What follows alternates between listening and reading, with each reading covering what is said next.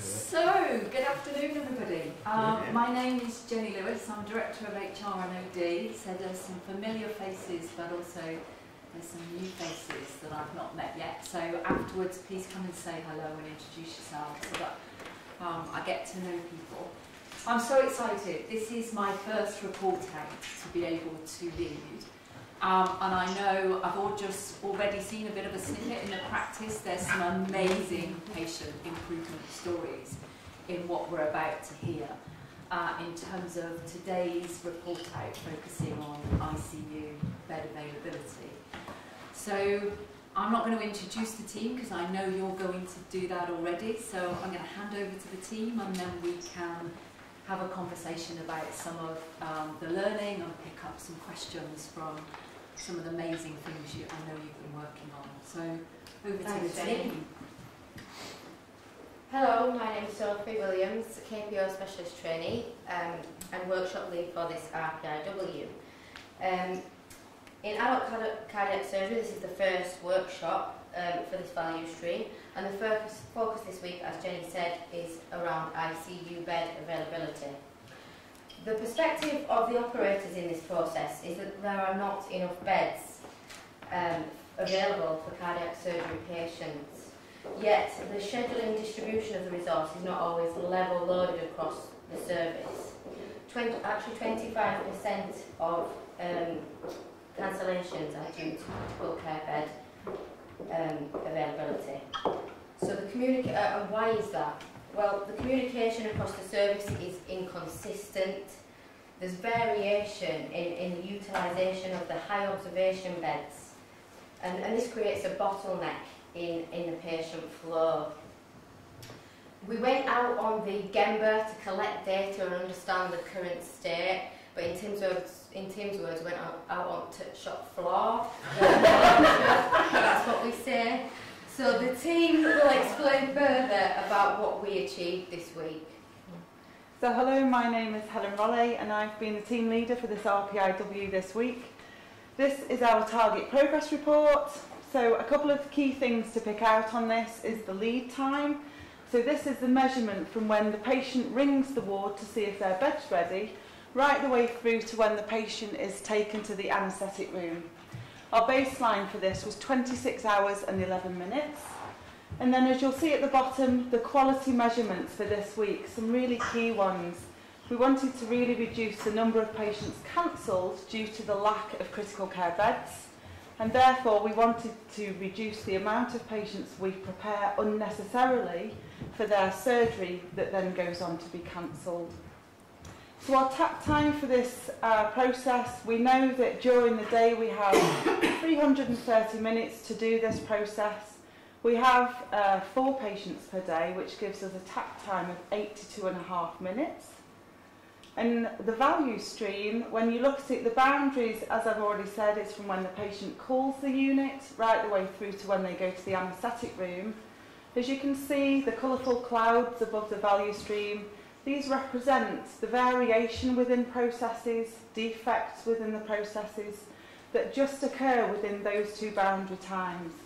These are the ideas that the team have been working on this week. Hello, my name is Jane Atkins and I'm matron in adult critical care and I'm process owner of this Rapid Process Improvement Week.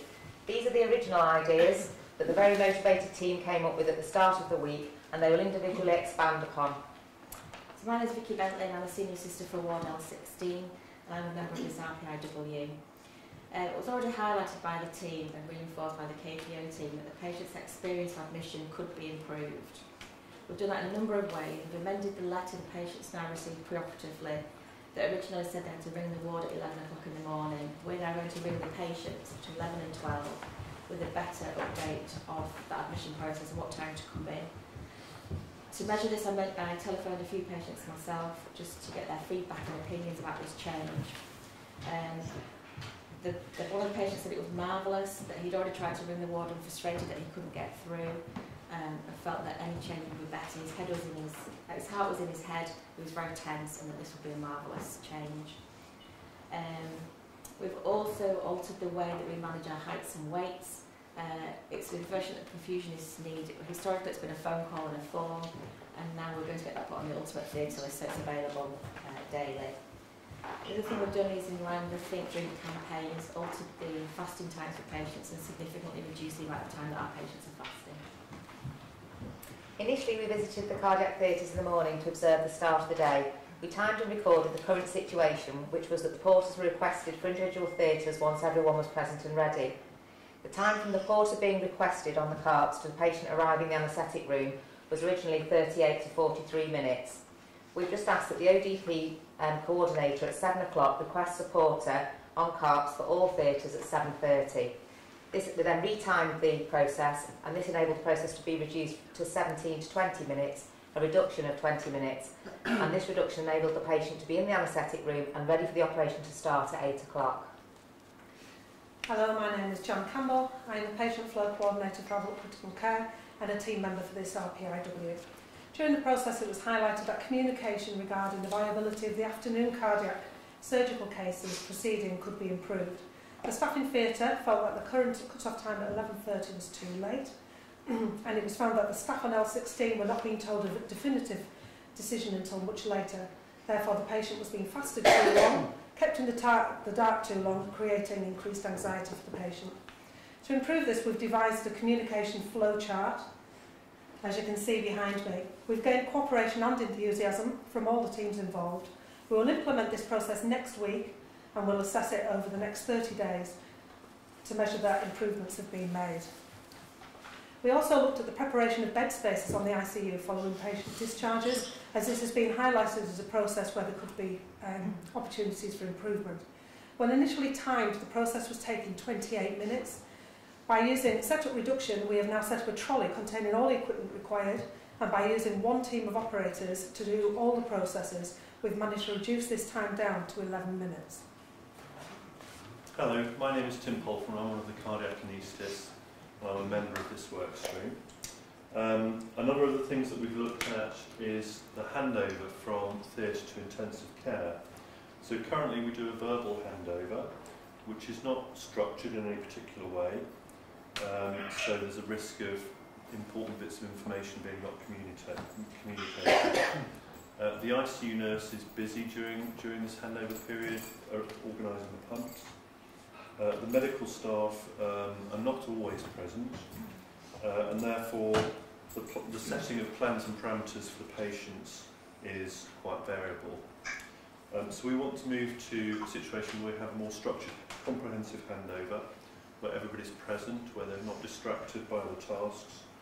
And we think that this will lead to a safer handover process with clear plans for every patient and the potential for faster progress in that first few hours in intensive care.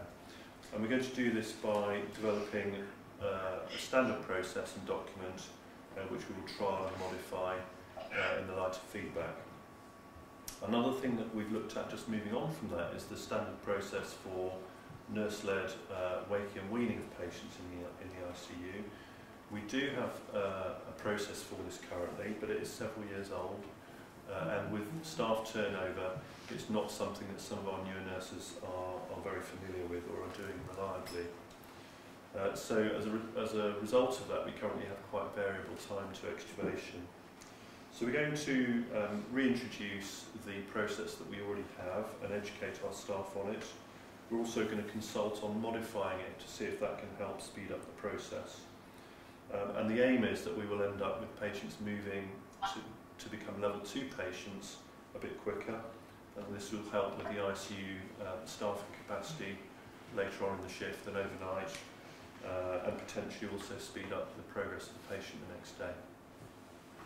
Hello, my name is Paula Dunham and I'm one of the senior sisters on cardiac ICU. and I'm a member of this RPIW team. To solve the problem that there's currently no documented progress review or plan for the patients on ICU post-procedure, we set about devising a process to assist the team to deliver care driven by the patient rather than the service. On the 20th of November this week, we have introduced a formal good night review at 9 p.m. This provides a forum for the night team of nurses, surgeons and anaesthetists to assess and plan the care of the patient for the next 8 hours following the cardiac surgical procedure. At 6 a.m, a good morning review now takes place where the patient is assessed by the nursing and anaesthetic team assistance is requested from the surgeons if it is deemed that their input is necessary to advance the patient's pathway to recovery. At this point, an assessment is also made as to whether it is appropriate for the patient to be progressed to HOBS or Ward 16. This new process will evolve over the next 90 days and beyond. The changes we will make will be patient-driven and ultimately improve the patient experience post-cardiac surgery. Hello, my name is Antonella Ferrara. I'm one of the cardiac surgeons. I'm a team member of this workshop. It was a very intense week of gambling, and during one of our gambler tours, we identified that there was not a set starting time for our L16 and OBS ward round. And of course, this leads to delays in discharges home, and more importantly, of delays from the ICU step down. From today, every day, the ward round will start at 8:30 in L16. It will be led by our surgical registrar on and the nurse in charge. Our SHO team will be taking part to the ward round, and we are working on having a pharmacist as well to join the ward round. In order to smooth the process, we will relaunch and update the current OBS criteria in order to make sure that there is agreement with all the team members and the discharge system is smooth and even out. We believe that the ward round will guarantee continuity of care to our patient, and it will be a very valuable teaching forum for all the junior and the senior staff members. As we conclude our extremely busy and productive week, we have 11 individual items on our newspaper which we look forward to continuing to work on in preparation for our report out in 30 days. We also have various ideas placed on our parking lot which we've raised throughout the week. We look forward to taking these ideas to the sponsor team for approval and set up further rapid improvement weeks to make even more changes and better improvement for the patient. So as you can see from our target progress report, the key measures that are highlighted earlier are lead time from when the patient's ringing into the ward has now been reduced from 26 hours 11 minutes down to 24 hours and 40 minutes. Our target was 24 hours, so we are within really close range of meeting that target. You can see from the quality measurements on here, we had a baseline of cancellations patients of 25%. This week we haven't cancelled one patient due to lack of critical care beds, and therefore we haven't prepared any patients unnecessarily due to that lack of critical care beds. The setup reduction, as Jan alluded to earlier, we've had a huge improvement within that, and the timing it takes for a bed space to be cleaned, prepared, set back up for the next patient, as you can see, is currently at 11 minutes. And I'm sure the team will be enthusiastic about continuing to work at that target. So I just want to say the passion and enthusiasm from the team this week is second to none. Their commitment is just, there's no words. I want to talk about the barriers though, some things that we've come across that have stopped us from being able, got in the way, should I say. So unfortunately L16, the ward was shut and some of the bays were shut due to infection, so this limited our opportunity to go out there and test and speak to some of the staff. But hats off to you for continuing on in that struggle this week. It's hard to engage with the unknown, so some of us have been out and about, well all of us have been out and about, but some of us have come up against people that and experiences where we still don't know, there's changes of staff, etc. We still don't know what it is you're trying to do. And due to previous improvement efforts, that can sometimes feel like, well, it didn't happen right last time, so what's different this time? And that's a learning for us as well, I suppose. The hunger for change can sometimes be a barrier because we want to change the whole world all at once rather than incremental improvements, which is what the Leeds Improvement Method is all about. The key learnings are similar, but the respect across the service is key, along with the communication.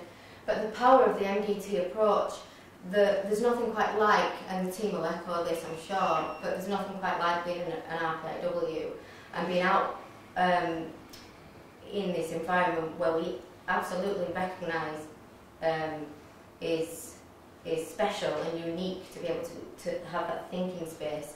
But then to go out and honestly people have welcomed us with open arms, so thank you for letting us continue our improvements and practice. But the hunger for change can also be positive, so I put a smiley face on there because it absolutely is, we need to keep going, but the pace at which we change just needs to, we need to monitor that for success and sustainability. It takes time to establish these new habits, and we recognise that change is hard, so please bear with us, continue to support the team and their efforts because it's not easy, we know that. The thank yous could go on forever, but I want to, everybody's keen to share their thank yous to people. So the porters and the theatre team, thank you for engaging in the change and just accepting and running with it. ICU obviously for being very positive and sticking up for the team and really supporting each other in that collaborative way. Diane and the team in X39 for looking after us all week. L16 I just put wow because we were like, wow, how did you continue to fight those fires whilst we were trying to improve and make changes. The surgeons and anaesthetists, the patient flow teams, David O'Regan has been popping in and putting it, giving us advice, support and guiding the team as well, so thank you. Chris Pepper, Gina and Scott, the TRI team have been brilliant. The medical secretaries, we could, as I say, we could go on forever, but non-clinical support workers on L4 and 5 as well is important to say. Our sponsors, Helen and Simon, thank you so much. The KPO team, as always. But most importantly, this team here right at the front, that I think we all need to give a round of applause for their efforts.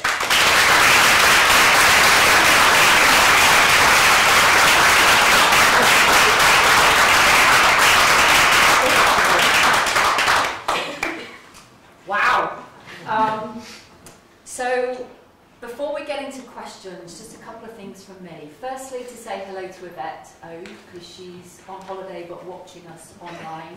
She's going to text me if she's got any questions. And for those of you that have joined, obviously Julian is on FaceTime, so he'll do the same. And I've come from an advanced lean training session with our 4th cohort in the trust, and they are also all watching us online now. Okay.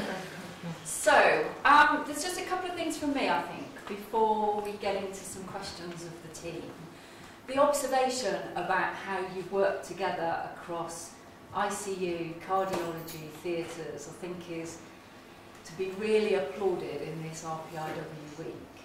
And I know what we're about here is about improving patient care, but I also know that talking to some of you and talking to some of colleagues in Report Out today, that cancellation of patients for such an important clinical intervention makes coming to work on some days really difficult. So that is not to be underestimated in terms of what we're trying to achieve here. And again, I know talking to some colleagues in the room that we want to solve that issue today, and I can see how that bit about the strength and the weakness of the passion, I can see how that will play out in some tension, because I really see as part of the team here that you're desperate to improve the patient experience. So that is to be applauded. I think you've made some fabulous inroads And I guess just now to open it up to questions from colleagues in the audience. So. Julian, do you want to say anything? Yes, please. Sorry, Julian. Can you hear me okay? Yep. Yeah. Okay, so first thing to say is huge congratulations to you all, to the team. I know myself just how important this is. This work is so important for us, and I know Jay, Tim, we've talked about these issues previously. It's great to see you all as a team working on this. We're really, I can't overemphasise how much we want to support this work. And I know I've been talking to Simon throughout the week, your exec sponsor, about how it's been going. We're so, I guess, delighted to hear your progress in a week, particularly on cancellations. That is tremendous. But of course, this is the start of the journey of improvement. I know you've done things before, but using the Leeds improvement method in this way, and I just wanted to emphasise the importance we place on this, the support we want to make sure you receive, and just to really encourage you and everyone there listening and watching, we're behind you. We want this to succeed, first and foremost for our patients, because that's how we judge how well we do. That's what the Leeds Way is all about, and the work you're doing over the course of the last week. I just want to thank you for your commitment, the emphasis you placed on this, and the way you've gone about it with those respectful behaviours and putting the patient at the heart of everything. So a big thank you, and really looking forward to the 30-day report out, and hopefully I'll be there in person for that. So great job.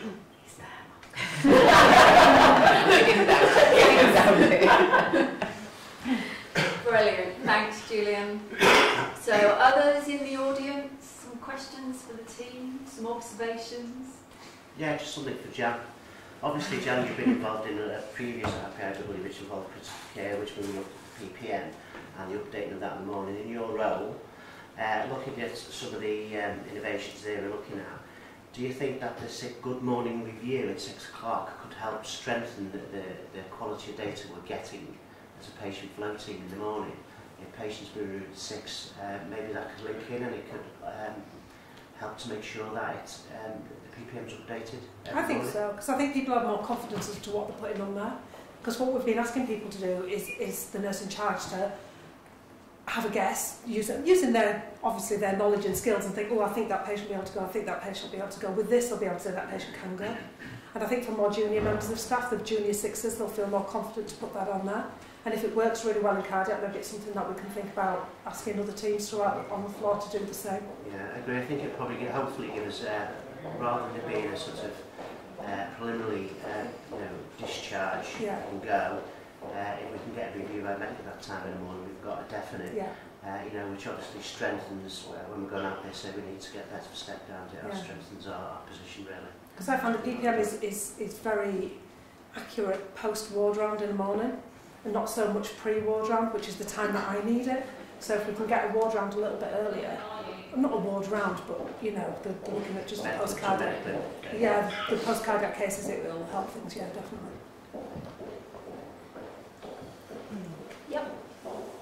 Karen van Doorn, lead clinician for congenital cardiac surgery. First of all, a huge applause for having done this week. Is absolutely fantastic. Our congenital cardiac patients actually share many of the facilities, and I think over the last sort of few years we have actually increasingly started to collaborate rather than it being two different departments. But there remain a number of separate issues with regards to medical staff and nursing staff. But obviously we need to capitalize on all the improvement, because as said before, the patient is at the heart of it. So I very much look forward in how we can put the congenital cardiac patients in the mix of it as well. And Tim already actually had a preliminary phone call with me earlier on in the week. But yeah, I look forward to being part of that to improve the throughput of those patients as well. And I think that's a really well put point, and I think it probably links to what the team were talking about in terms of the hunger for change and the scope of change. So I think we can probably see already how this is the start of something, as Julian says, which we will continue to build upon and incorporate and expand out in order to be able to pick up precisely that point. So you can sort of see where this is going, can't you, without preempting some decisions. Yes.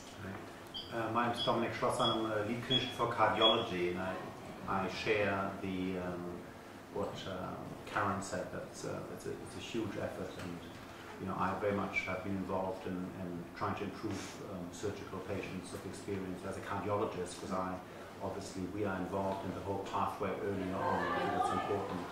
And I think it's excellent, and I do also realize there's a lot of work to be done obviously to maintain this momentum. It's a great start. I suppose my question is, as a cardiologist, I'd like to know how we can actually support this work stream, because I know this is just one element of a patient flow. That the cardiac patient starts with the cardiologist, then goes through surgery and intensive care, but at the end also comes back to the cardiologist. And I do wonder, we share beds on Ward 16. There are often conditions that sometimes cause anxiety on ICU or on the hospitals, often are more cardiac related than the surgical related. And I therefore think that the cardiology would be very happy to support that if they can help there. And I think it would be interesting to see, be guided by the members of the team where cardiology can help. Team, I'm going to open that up to you. Have you got some early thoughts, or do you want to ponder on that offer of support? We've talked about the journey for the patient pre getting to the point of surgery, and there's an awful lot of things that we've discussed this week, and I think it's going to be a future value stream, because it's such a big piece of work and how all the little pieces fit together in that jigsaw. So there will be some, I think, collaboration with the cardiology and the cardiology team, but we haven't done that yet. And have you got that on your parking list? Yeah. Great. Okay. Yeah. Brilliant. So definitely captured.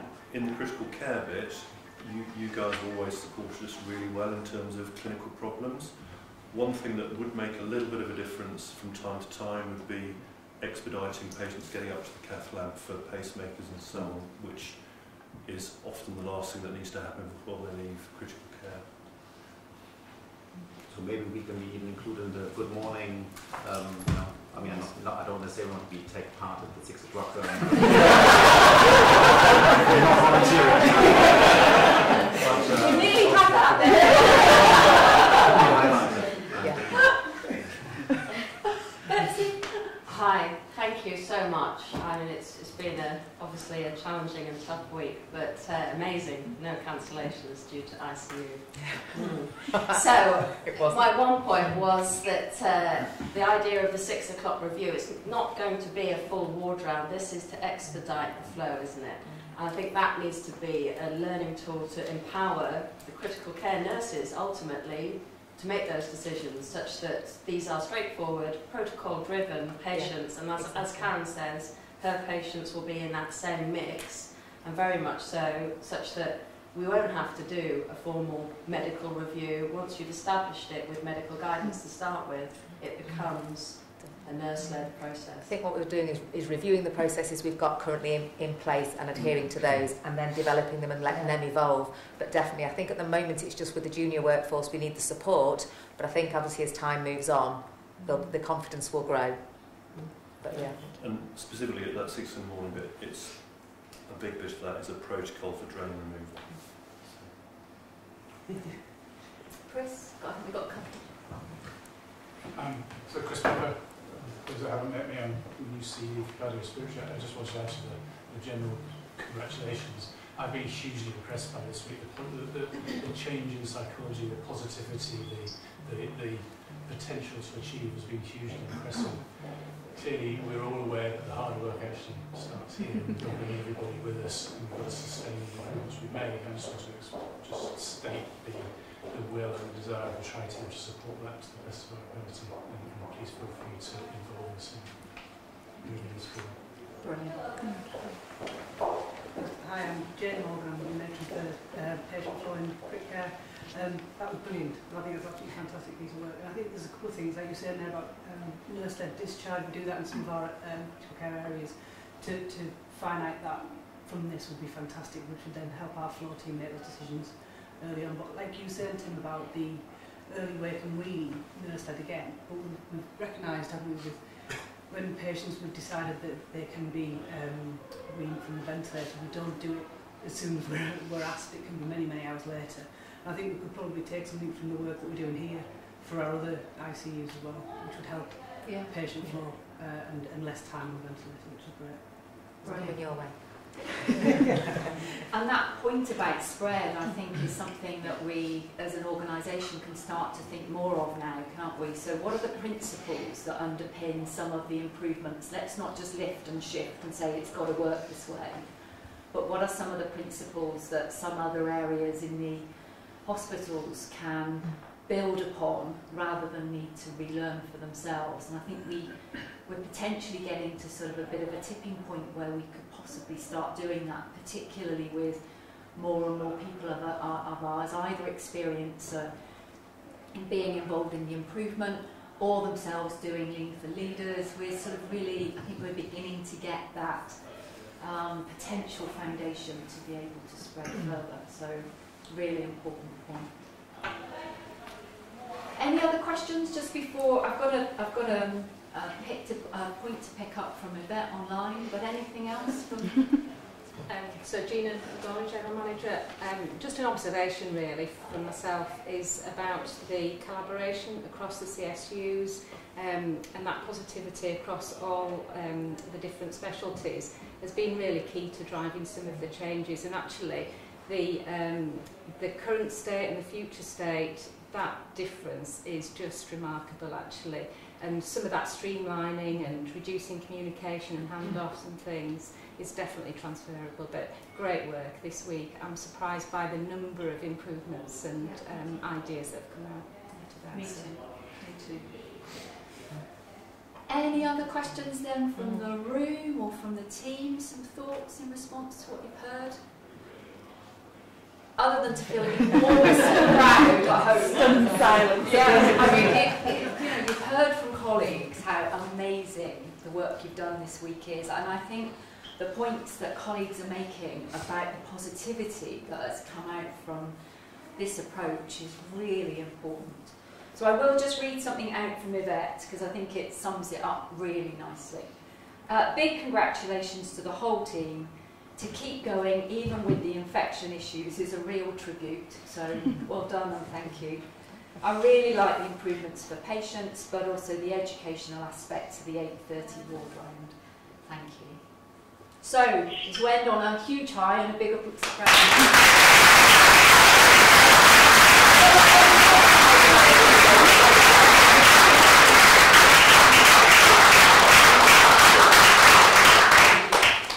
that's us for Report Out. Can't wait to see you in 30 days.